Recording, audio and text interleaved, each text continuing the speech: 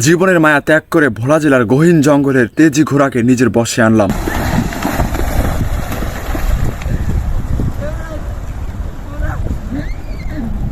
গহীন জঙ্গলের এই তেজি ঘোড়াকে নিজের বশে আনাটা মোটেও সহজ ছিল না।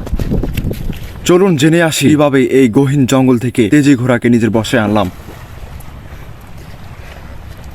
আমরা হদিশ পেয়েছি ভোলা জেলার চরকুকরিমুকরি এই জঙ্গলে জঙ্গলি ঘোড়া রয়েছে, আর সেই ঘোড়া দেখার জন্য যাচ্ছি আমি। ফাইনালি আমরা ঘোড়ার দেখা পায়া গেছি।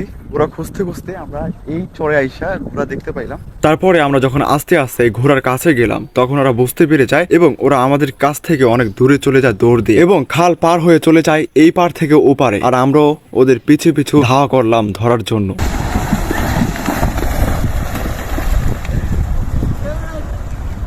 এই ঘোড়ার দৌড় দেখে আমি একটু ভয়ই পেয়ে গেছি। এই ঘোড়ার পিঠে ওঠার চেষ্টা করব। ওদেরকে দেখতে যতটা ভদ্র মনে হয় কিন্তু তার থেকে বেশি ওরা চালাক। এই জঙ্গলে থাকতে থাকতে ওরা জঙ্গলি হয়ে গেছে, তাই আমাদের সাথে জঙ্গলি ব্যবহার করতে চাইলেও আমরা ওদেরকে খুব সহজে ধরতে পারবো না। শুধু আমাদেরকে না, এই ঘোড়ার যে মালিক আছে সেই মালিকও ধরতে পারতেছে না ওদেরকে ধরতে হলে আমাদের অন্যরকম টেকনিক অবলম্বন করতে হবে। এরপর আমরা অনেকভাবে চেষ্টা করলাম ওদেরকে ধরার জন্য, কিন্তু কোনোভাবেই পারছি না। বারবার ব্যর্থ হয়ে যাচ্ছি আমরা। ওরা আমাদেরকে দেখলে একদিক থেকে অন্যদিকে দৌড়ে দৌড়ে চলে যাচ্ছে। রীতিমতো ওদেরকে ধরা অসম্ভব হয়ে যাচ্ছে। জঙ্গলে থাকতে থাকতে জঙ্গলা হয়ে গেছে।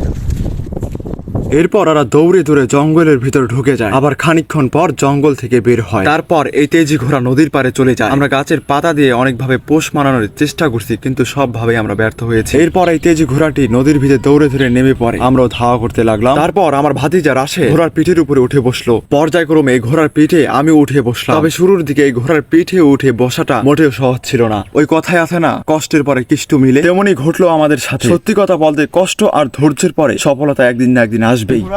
অনেক কষ্টে ধরছি আমরা জঙ্গলে জঙ্গলে। এটা কি জংলা ঘোড়া? হ্যাঁ, জংলা ঘোড়া, মানে এটা আমাদের গ্রামের ঘোড়া। গ্রামে এক হুজুরের ঘোড়া। তো এই ঘোড়াগুলা বাগানে থাকতে থাকতে জঙ্গলে থাকতে থাকতে জঙ্গলি হয়ে গেছে। এখন আর গ্রামে থাকে না, এখন এই জঙ্গলেই থাকে। কত কত ছবিতে দেখছি, নাটকে দেখছি, সিরিজে দেখছি যে ঘোড়া দিয়া নায়ক নায়িকারা কি সুন্দর উইরা উইরা দৌড়ায়, কিন্তু আমি ওইরকম একটা পার্ট নিতে গেছি। লাস্ট পর্যায়ে আমার যা হইলো।